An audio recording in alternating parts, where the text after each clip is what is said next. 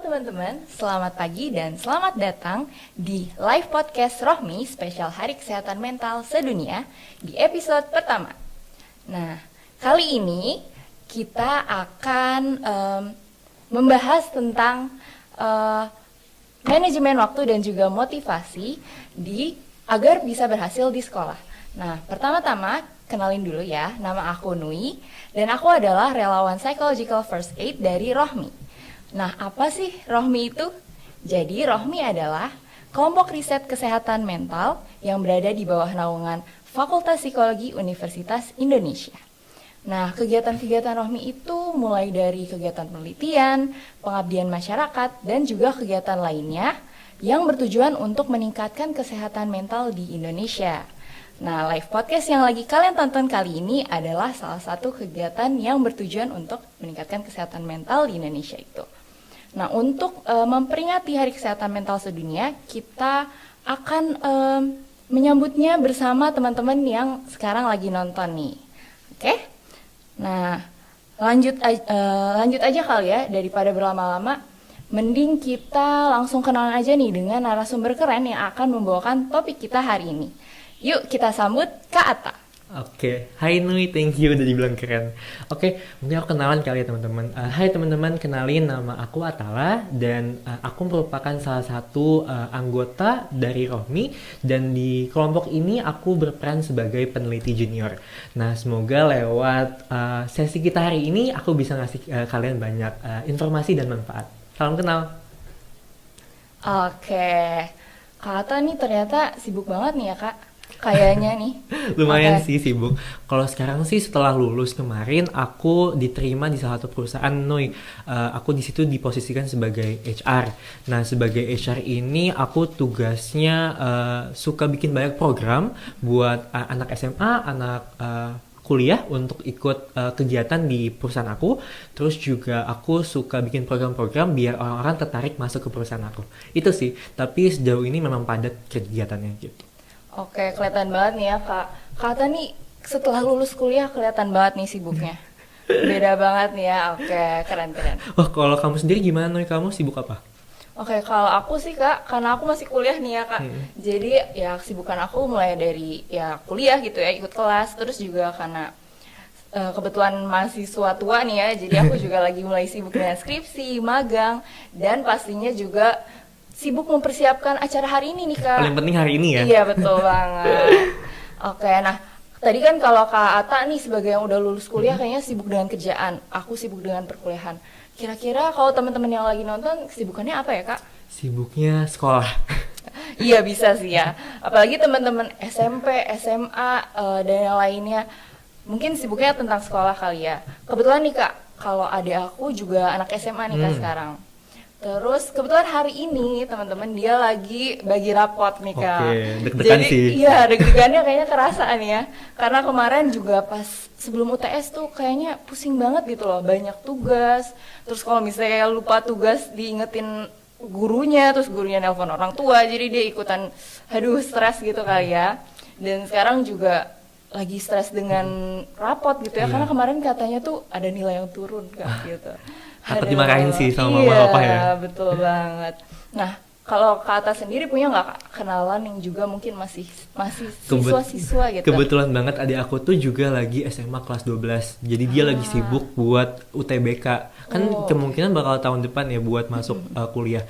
Nah, jadi akhirnya dia bener-bener les tiap hari sampai kayak dia lebih sibuk dibanding aku deh. Sampai hari Sabtu Minggu aja belajar loh. Wah, oke. Kelihatan banget ya berarti semangatnya kelihatan ya. Iya, karena harus diterima dong di univ bagus.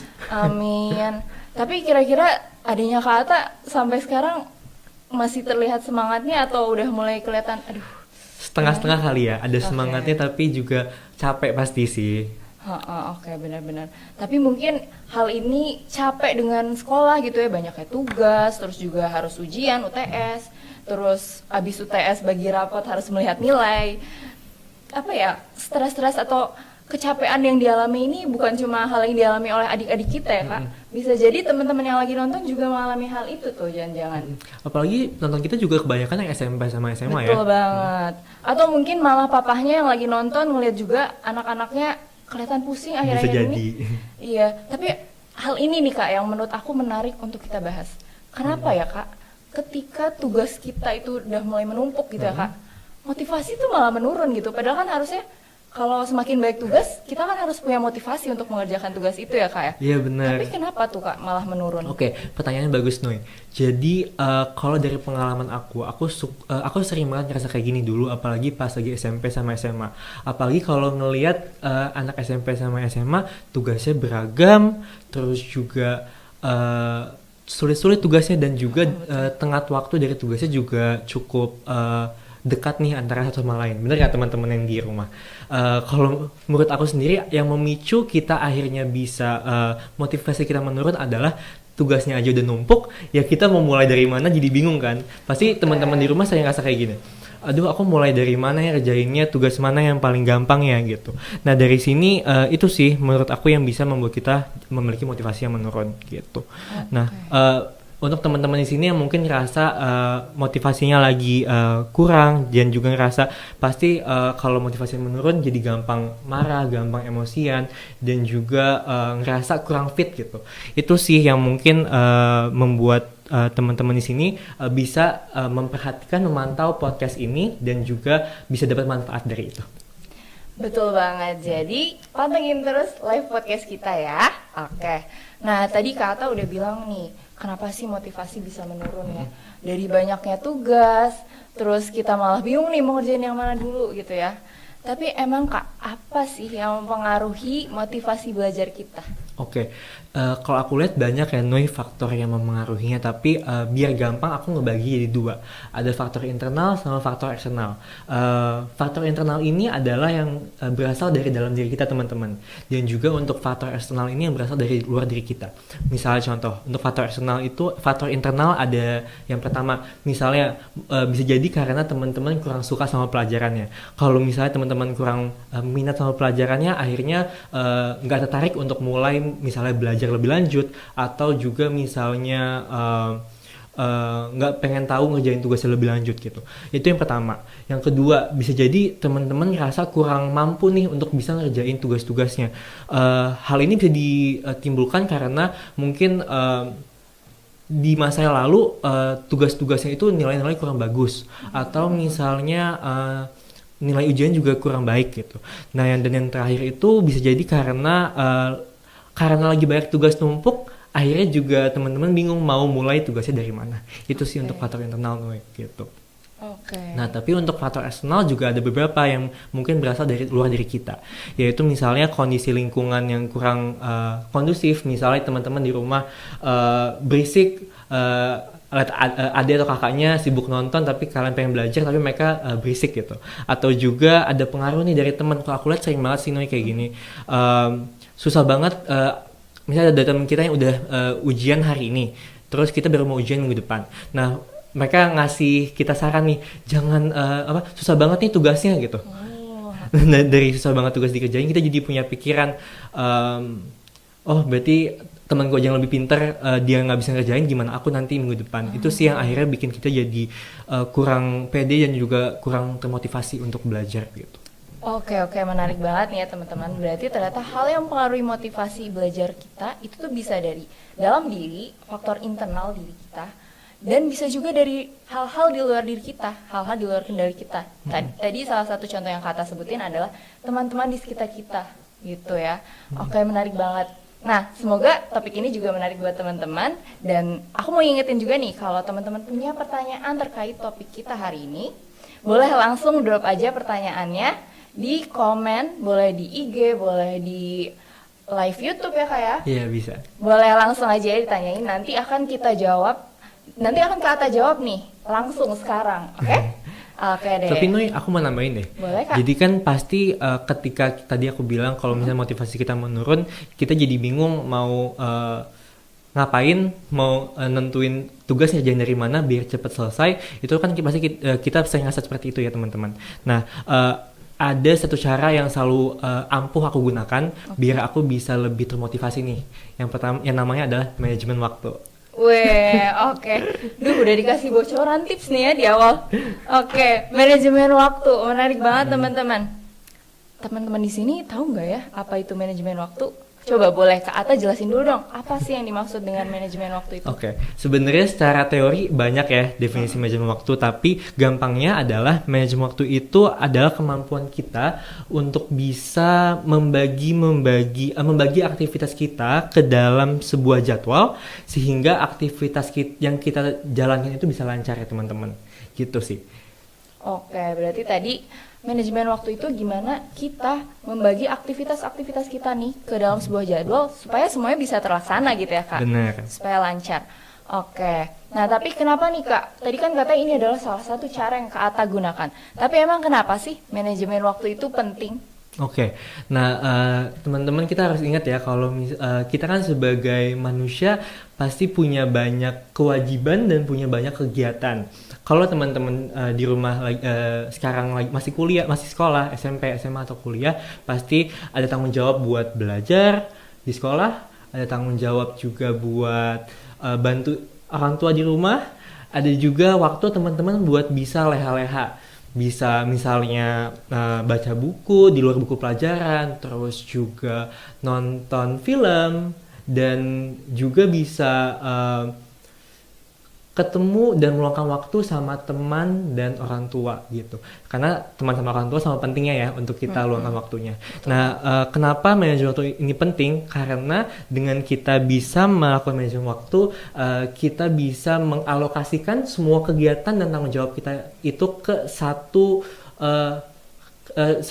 jadwal gitu teman-teman. Yang akhirnya kalau misalnya kita memiliki manajemen waktu yang baik itu akan sangat bermanfaat sih untuk kita bisa menjalankan aktivitas kita dengan lancar gitu sih. Oke, berarti manajemen waktu itu penting teman-teman. Oke, nah tapi emangnya Kak manajemen waktu yang baik itu yang seperti apa ya? Oke, manajemen seperti yang aku bilang sebelumnya, karena kita memiliki banyak kewajiban dan juga banyak kegiatan.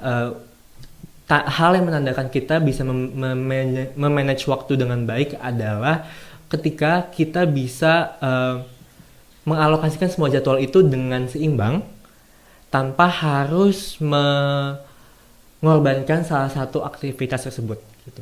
Mungkin gampangnya gini, dari jam 7 sampai jam 3 aku sibuk sekolah gitu. Tapi setelah sekolah aku bisa mengalokasikan waktu untuk pergi ke rumah teman, misalnya 1 jam atau 2 jam.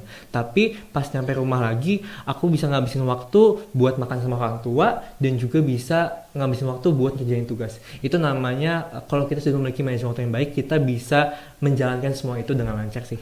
Gitu sih, Nay. Oke, menarik banget nih teman-teman. Berarti manajemen waktu yang baik itu kita bisa mengalokasikan waktu dengan seimbang ya Kak? Betul. Jadi mungkin pusing juga sih kalau misalnya kerjaan kita belajar mulu gitu ya. Justru manajemen waktu yang baik, kita bisa mengalokasikan waktu untuk belajar, terus kita juga punya waktu gitu ya Kak untuk kegiatan lain. Misalnya tetap bisa nonton drakor gitu, atau apa ya Kak? Atau misalnya ada yang nonton konser siapa tahu. Akhir-akhir ini lagi banyak nih ya. Oke, iya gitu. Oke, nah teman-teman di sini aku lihat udah ada yang masuk, udah ada yang nanya nih Kak. Udah ada pertanyaan yang cepet masuk. Ya? Iya, cepet juga ya. Oke. Asik nih dengan semangatnya nih, aku suka. Oke, pertanyaannya adalah apa mindset yang perlu kita tanam agar kita lebih termotivasi untuk berhasil di sekolah?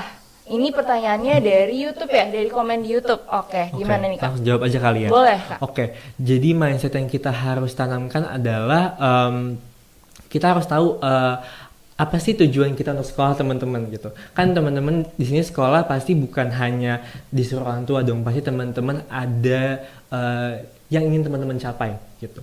Mungkin kita bisa mulai dari situ. Coba lihat apa sih yang teman-teman ingin capai dalam gampangnya 1 bulan ke depan gitu.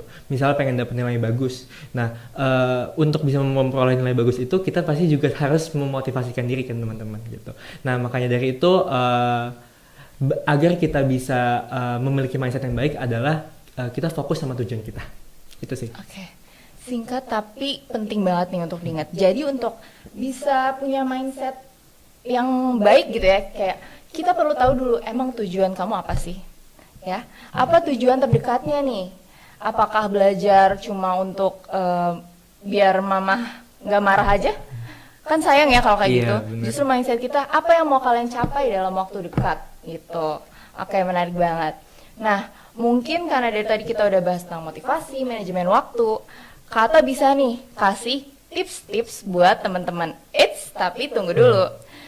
Sebelum kita lanjut ke tips-tipsnya, kita jeda dulu yuk Kak. Boleh. Oke, nah kita bakal dengerin lagu-lagu Rohmi. Yuk, langsung aja Kak.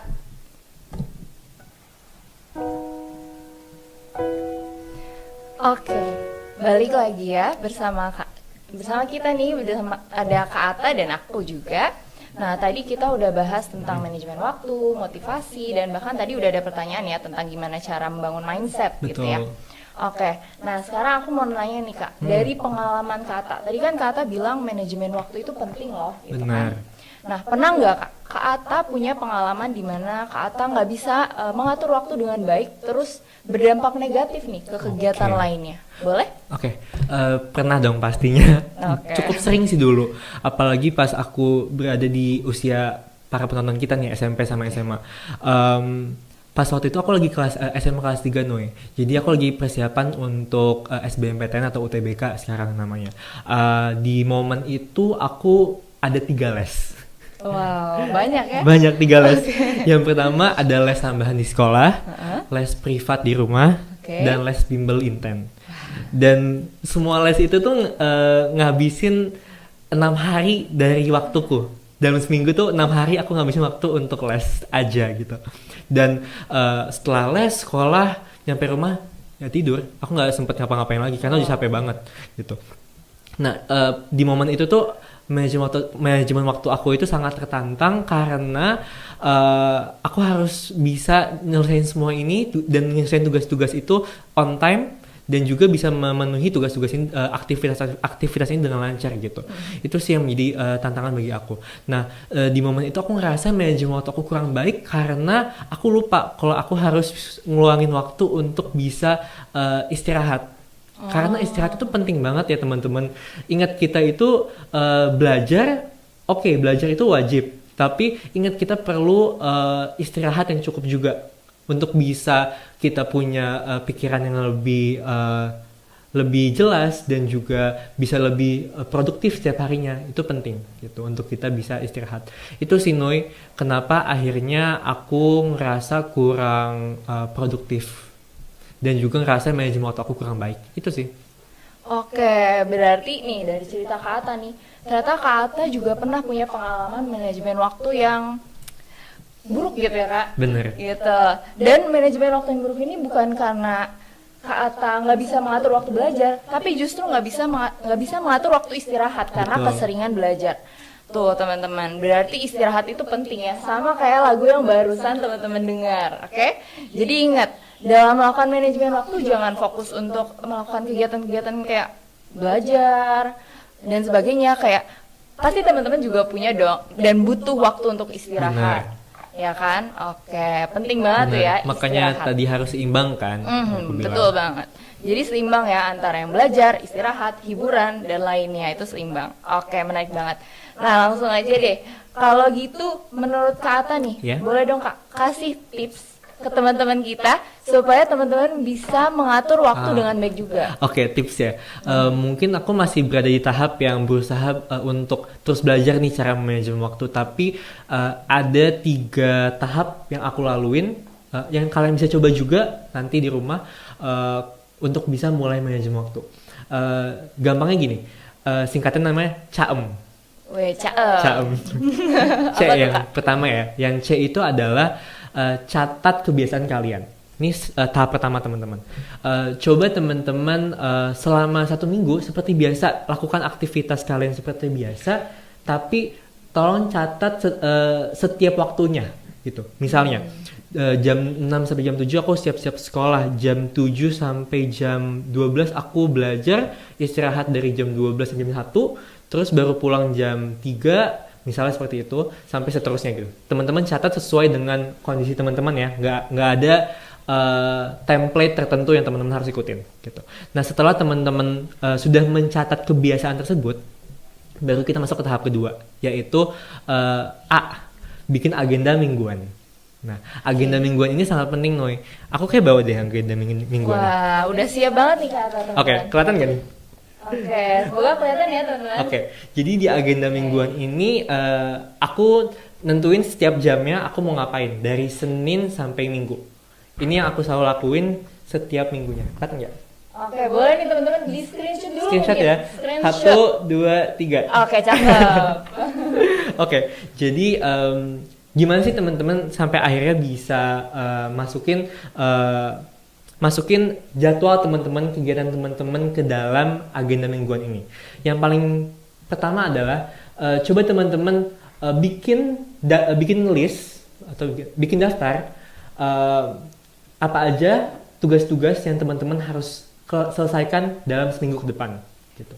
Nah, coba teman-teman tentukan deadline tenggat waktu dari setiap tugas ini dan teman-teman refleksikan dengan melihat kebiasaan teman-teman. Misalnya kalau teman-teman baru ada waktu lowong di malam hari, ya udah memang berarti waktu untuk mengerjakan tugas di malam hari gitu teman-teman. Itu sih yang tahap kedua Noy. Lalu tahap ketiga yang terakhir adalah evaluasi manajemen waktu teman-teman. Dari pengalaman aku, evaluasi ini sangat penting karena dengan melakukan evaluasi dari jadwal yang sudah kita buat, kita bisa mengetahui apa sih yang menghambat kita untuk bisa lebih produktif dan juga bisa lebih menyelesaikan tugas dengan efisien. Itu sih. Caem ya. Oke, teman-teman, tolong dicatat ya. Tadi udah di screenshot kan? Nah, tadi dicatat tips untuk manajemen waktu itu adalah CAEM. C-nya catat, A-nya agenda, E-nya evaluasi, dan M-nya Mingguan. mingguan. Oke. Oke, menarik banget nih. Tadi Kak Atta udah jelasin tentang tips untuk bisa mengatur waktu dengan baik. Terakhir banget nih Kak, boleh dong dikasih tips gimana supaya teman-teman bisa meningkatkan motivasi belajarnya Kak? Oke, tadi mungkin kita ngebahas soal apa sih yang membuat kita jadi memiliki motivasi yang menurun. Nah, kali ini aku bakal ngejelasin juga nih apa aja sih yang aku bisa lakukan biar lebih termotivasi. Yang pertama, aku sering banget ngasih hadiah ke diri aku sendiri. Hadiah ini nggak semerta-merta hanya dalam bentuk barang ya teman-teman. Hadiah ini bisa misalnya aku ngasih waktu buat aku nonton film gitu. Nah, misalnya teman-teman kalau misalnya misalnya teman-teman meluangkan waktu untuk 2 jam belajar. Kalau misalnya aku berhasil belajar selama 2 jam, aku bakal ngasih waktu buat diri aku nonton film 30 menit gitu sih. Atau misalnya kalau aku bisa belajar rutin selama seminggu gitu, aku bakal ngasih aku hadiah gitu, misalnya gitu. Itu yang pertama. Yang kedua, yang aku selalu gunain adalah aku mengaitkan tugas-tugas aku dengan apa yang aku suka gitu. Misalnya aku kebetulan suka K-pop gitu. Tapi kalau misalnya aku lagi dapat tugas misalnya bahasa Indonesia, bikin cerpen atau bikin biografi, aku pasti selalu ngaitin sama ya K-pop. Misalnya idol aku yang aku suka, ya aku bikin tentang mereka gitu. Nah, Contohnya Kak, contohnya. Contohnya, misalnya Red Velvet, apa? Red Velvet. Red Velvet, betul.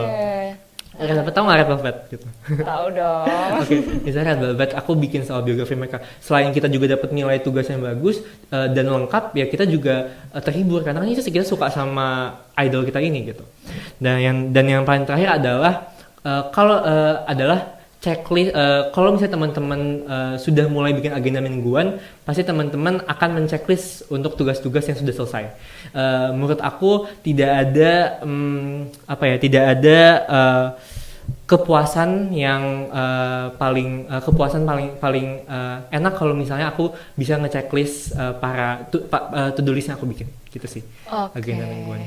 Itu dia ya Kak, tips-tips supaya teman-teman bisa meningkatkan motivasi belajar. Tadi yang pertama, siapin juga nih hadiah gitu ya Kak, ke diri kita sendiri kalau misalnya kita udah bisa mencapai tujuan kita. Misalnya tadi Kak Atta udah ngasih contoh nih ya, ya pokoknya ngasih hadiah yang Kak Atta suka gitu ya, setelah tujuannya tercapai. Kemudian juga mengaitkan apa yang kita pelajari dengan hal yang kita suka. Tadi Kak Atta contohnya adalah K-pop, terutama Red Velvet ya kan? Iya, betul. Oke. Dan yang terakhir juga apa Kak? Checklist. Checklist semua agenda yang kita bikin. Karena aku ngerasa kayak kalau aku udah bisa nge-checklist agenda yang aku bikin, rasanya kayak aku terbang ke langit ketujuh. Wah, luar biasa perasaannya ya. Iya, oke. Itu dia tadi tips-tips untuk bisa meningkatkan motivasi belajar. Nah, menarik banget nih ya pembahasan kita hari ini. Tadi kita udah bahas tentang kenapa motivasi bisa menurun. Terus Kak Atta juga jelasin apa sih hal yang mempengaruhi motivasi, dan tadi juga dikaitkan dengan manajemen waktu. Ternyata manajemen waktu yang baik adalah manajemen waktu di mana teman-teman bisa mengatur waktu dengan seimbang. Nggak belajar doang, tapi juga bisa mengatur waktu supaya ada waktu buat istirahat, hiburan, dan sebagainya. Terus tadi Kak Atta juga jelasin ya, kenapa manajemen waktu itu penting. Apa dampak negatifnya berdasarkan pengalaman Kak Atta langsung nih. Dan juga tadi Kak Atta terakhir udah kasih tips-tips supaya teman-teman bisa meningkatkan manajemen waktunya dan juga motivasi belajarnya. Betul. Tolong dicatat nih ya, tadi ada CAEM, menarik banget tuh. Betul. Dan juga yang meningkatkan motivasi. Nah, jadi emang ya teman-teman, manajemen waktu itu penting banget loh. Dan manajemen waktu kita itu ternyata bisa mempengaruhi motivasi belajar kita. Jadi kalau misalnya teman-teman mau motivasi belajarnya meningkat saat tugas-tugasnya menumpuk, coba yuk diatur lagi waktunya supaya seimbang antara semua kegiatannya. Oke, menarik banget ya. Topik bahasan kita hari ini bersama Kak Atta. Makasih banget nih Kak Atta Thank you udah juga, mau Nui. hadir. Oke, semoga teman-teman juga merasakan manfaatnya nih ya.